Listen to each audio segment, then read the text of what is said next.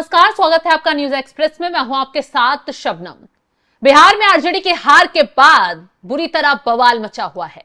राबड़ी देवी के घर के बाहर आरजेडी के कार्यकर्ता जुटते हैं। विधायक दल की बैठक के बाद हंगामा खड़ा होता है और संजय यादव को पार्टी से बाहर करो, संजय यादव के खिलाफ नारेबाजी शुरू करते हैं। यहां तक कि लालू यादव के पास जाकर जमकर संजय यादव का नाम लेकर नारेबाजी की जाती है। तो वहीं दूसरी तरफ तेजस्वी यादव पर रोहिणी आचार्य ने जो आरोप लगाए थे, उसको लेकर तेजस्वी यादव के भाई तेज प्रताप यादव भड़कते हुए नजर आ रहे हैं। कहा है कि अगर जयचंदो ने मेरे साथ जो किया वो तो बर्दाश्त कर लिया, लेकिन मेरी बहन रोहिणी के साथ जो काम कर रहे हैं वो बर्दाश्त नहीं किया जाएगा। यानी खुलकर तेज प्रताप यादव तेजस्वी यादव से भिड़ते नजर आए और जो जयचंद नाम ले रहे हैं यानी संजय यादव और रमीज पर गुस्सा जाहिर करते हुए नजर आए हैं। तो इसी पर चर्चा करेंगे। मेरे सहयोगी अभिषेक मेरे साथ मौजूद हैं। अभिषेक, इस वक्त आरजेडी में कितनी उथल पुथल मची हुई है? 3 बड़ी खबरें सामने आई हैं, विस्तार से ये खबरें बताइए। देखिए, सारा जो मसला है वो पार्टी में किसकी ज्यादा चले, किसकी ज्यादा पार्टी में पावर हो, और जिस तरीके से विधानसभा चुनाव हुआ और शुरुआत में आप देखिएगा कि ये विवाद अभी का नहीं है, लगभग 4 से 5 महीने पहले का ये विवाद है, जब राहुल गांधी ने एसआईआर का मुद्दा नहीं उठाया था। वाकई में उस वक्त महागठबंधन को या फिर कहें कि इकलौते आरजेडी को एक बहुत बड़ा एज मिल रहा था। कहीं ना कहीं लोग विकल्प तलाश कर रहे थे और तेजस्वी के रूप में नीतीश कुमार के विकल्प को देख रहे थे। लेकिन जिस तरीके से उन्होंने राहुल गांधी का दामन थामा, एसआईआर का मुद्दा उठा, तो लोग समझ गए। इस बीच में मीसा भारती से भी थोड़ा सा खटपट की खबरें निकलकर सामने आई, वो लोग अलग हुए, एक नैरेटिव तेजस्वी यादव के खिलाफ सेट हुआ। उसके बाद देखा आपने, चुनाव से पहले रोहिणी आचार्य ने भी एक सोशल मीडिया पर पोस्ट कर दिया था, जिससे पता चला था कि परिवार के बीच तकरार तो जरूर चल रही है और तकरार बड़े भयंकर स्तर पर चल रही है। कहीं ना कहीं परिवार का जो तकरार था उसने जो आरजेडी के पास एक एज था बिहार के चुनाव में नीतीश कुमार से ऊपर निकलने का, वो तक इस तकरार ने, इस बात में कोई डाउट नहीं है कि इस तकरार ने उस एज को खत्म करने का काम किया है। और फिर लोगों के दिमाग में एक सेंटिमेंट, एक नैरेटिव बीजेपी या फिर कहें कि एनडीए ये गढ़ने में कामयाब रही है कि जो परिवार को सही तरीके से नहीं चला सकता वो बिहार को सही तरीके से क्या चलाएगा। उसका नतीजा आपने देखा कि एनडीए को 202 सीटें मिली हैं। देखिए, जो तेज प्रताप यादव हैं वो असल में, मुझे जो समझ आ रहा है, सारी कहानी है किसी तरीके से इस पार्टी का सर्वे सर्वा पहले नंबर पर तेजस्वी यादव को बनाया जाए, तेजस्वी यादव के बाद उनकी पत्नी राजश्री यादव को बनाया जाए। क्योंकि जैसा मैंने बताया कि महागठबंधन को एक एज था, तो भरोसा था कि इस बार बिहार में सरकार बनेगी, तेजस्वी यादव मुख्यमंत्री बनेंगे।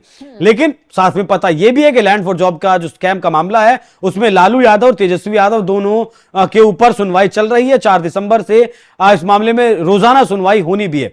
तो ऐसे में अगर तेजस्वी यादव को कुछ होता है, ऐसे मतलब अगर वो उनके ऊपर आरोप सिद्ध होते हैं या वो जेल जाते हैं और मुख्यमंत्री बन जाते, अगर ये सब पहले की सोच में आपको बता रहा हूं, तो ऐसे में जैसे राबड़ी देवी के हाथ में कमान पार्टी की सौंपी गई थी, वैसे ही राजश्री यादव के हाथ में पार्टी की कमान सौंप दी जाए। राजश्री यादव के हाथ में अगर पार्टी की कमान होगी तो जाहिर सी बात है पर्दे के पीछे से पूरी ताकत संजय यादव और रमीज के हाथ में होगी। ये बात बहनों को पसंद नहीं आई।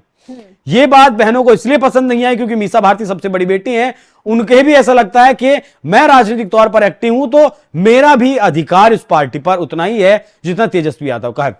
तेज प्रताप को भी यही लगता है कि जितना तेजस्वी का अधिकार है उतना ही मेरा भी अधिकार है। रोहिणी को भी ऐसा ही लगता है। और यही सारे विवाद की जो जड़ है असल में वो बनी है आपका संजय यादव, और संजय यादव की जो साजिश थी राजश्री यादव के हाथ में ये पूरी पावर को ट्रांसफर करना, वहां से सारी चीजें शुरू होती हैं। और नतीजा आप देख रही हैं कि मीसा भारती भी नाराज है, लेकिन बोल कुछ नहीं रही है, ना रोहिणी के पक्ष में बोल रही है, ना तेजस्वी के खिलाफ में या फिर पक्ष में बोल रही है। लालू प्रसाद यादव के दिमाग में पता नहीं क्या भरा गया, क्या नहीं भरा गया है। हालांकि वो राजनीति के बहुत मंझे हुए खिलाड़ी हैं। 15 साल बिहार में सत्ता रखना, चलाना कोई आसान काम नहीं है, और जीरो से शुरुआत करके एक पार्टी को खड़ा करना, बिहार की सबसे बड़ी पार्टी को खड़ा करना, मतलब इस चुनाव से पहले तक की अगर बात करें, वो आसान काम नहीं है। उन्होंने तेजस्वी यादव को कैसे पूरी तरीके से अपना उत्तराधिकारी मान लिया और पूरी कमान, सारे संसाधन के साथ साथ काडर भी पूरा जिस तरीके से तेजस्वी यादव के हाथ में दिया है, तो कहीं ना कहीं मौन सहमति आपका लालू प्रसाद यादव की भी है कि तेजस्वी यादव जिस तरीके से काम कर रहे हैं उसी तरीके से पार्टी को आगे लेकर वो ही चले। नाराज रोहिणी आचार्य हो, तेज प्रताप यादव हो या फिर मीसा भारती हो, उन्हें कोई फर्क नहीं पड़ता है। फिर बैठक जो हुई थी विधायक दल का, जो उन्हें आरजेडी का विधायक दल का नेता चुना गया, तो उसमें तेजस्वी यादव भावुक होते हुए नजर आए, दिखाते हुए, नौटंकी करते हुए नजर आए कि मेरे साथ बहुत बुरा हुआ है। इस तरीके की छवि उन्होंने पेश करने की कोशिश की। हालांकि जो वहां विधायक मौजूद थे, कार्यकर्ता मौजूद थे, वो उनकी पीठ थपथपा रहे थे। और यह भी तेजस्वी यादव ने कहा कि अगर आप चाहेंगे तो मैं ये पद छोड़ दूंगा, आप चाहेंगे तो किसी और नेता को दे दूंगा। मतलब ये दिखाकर क्या साबित करना चाहते थे तेजस्वी यादव कि जो रोहिणी के साथ चीजें हुई हैं, जो आरोप लगाए हैं, वो गलत हैं। अगर ऐसा करना होता तो लालू प्रसाद यादव 1997 में कर चुके होते। जो राजनीति की का आर नहीं जानती थी, राबड़ी देवी को मुख्यमंत्री बना दिया गया था। अगर हालांकि ऐसी बात थोड़ी ही है कि उस वक्त आरजेडी में ऐसे कद्दावर नेता नहीं थे या फिर जो मुख्यमंत्री का पद संभाल सकते वैसे नेता नहीं थे, वैसे नेता थे।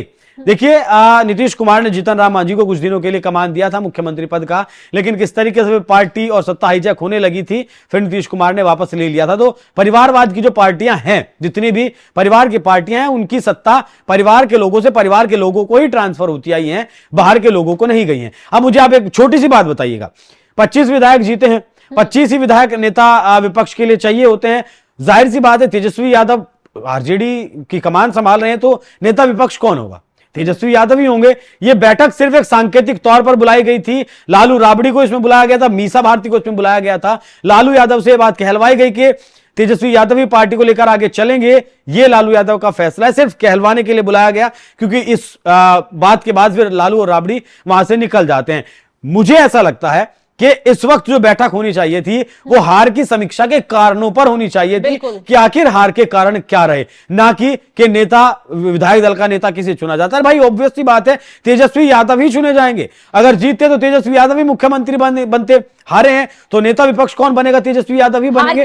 तो सिर्फ बैठक मारधाड़ हो गई ना, किस तरीके से रोहिणी यादव के साथ, रोहिणी आचार्य के साथ मारपीट की गई, वो हार के कारण ही तो पूछ रही थी। नहीं, वो तो हार के कारण पूछ रही थी परिवार में, लेकिन पार्टी के आला जो सदस्य हैं या फिर कार्यकर्ता हैं, उन लोगों को हार की समीक्षा की जिम्मेदारी दी जानी चाहिए थी। उनसे पूछा जाना चाहिए था कि जमीन पर हार का कारण आखिर क्या रहा, जिससे कि आप आने वाले 5 साल बाद उसमें सुधार कर सके। लेकिन संकेत देना जरूरी था, वो रोहिणी आचार्य हो, मीसा भारती हो, कि तेजस्वी यादव मतलब आरजेडी।